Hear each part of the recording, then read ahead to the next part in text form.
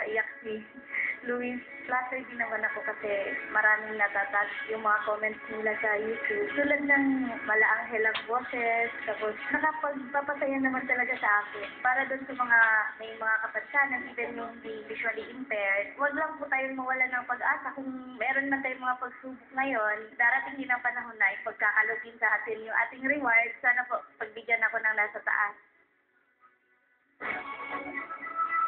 Get ready to be serenaded sa lamig ng kanyang boses and sa kanyang galing sa pagtugtog ng keyboard.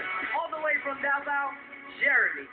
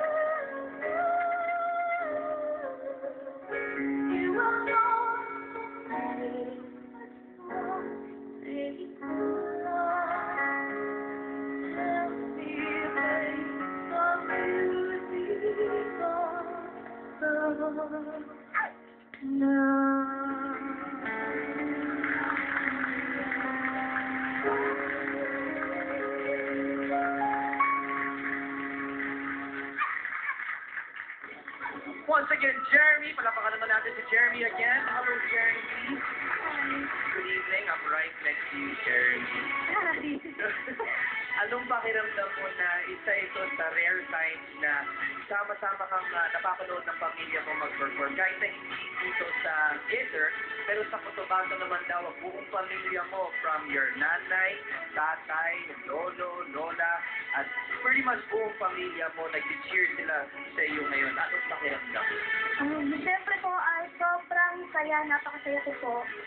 Dahil kahit hindi ko naman sila kasama ngayon dito, in my heart po, alam ko na kung buo yung suporta nila para sa akin po.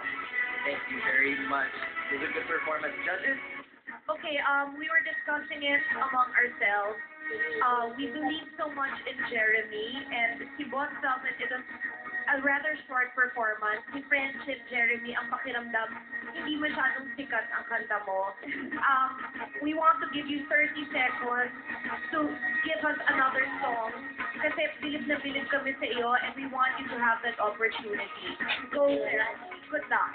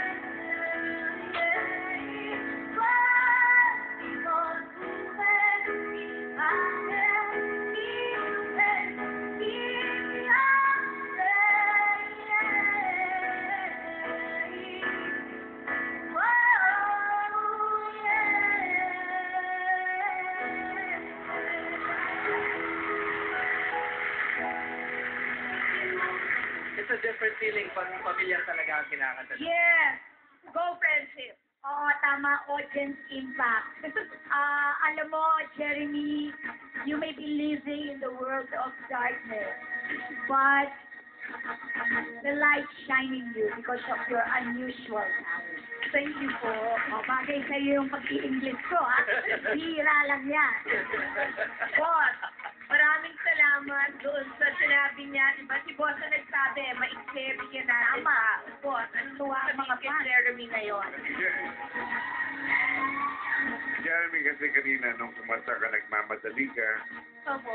nervous ka, medyo sabit talaga kanina.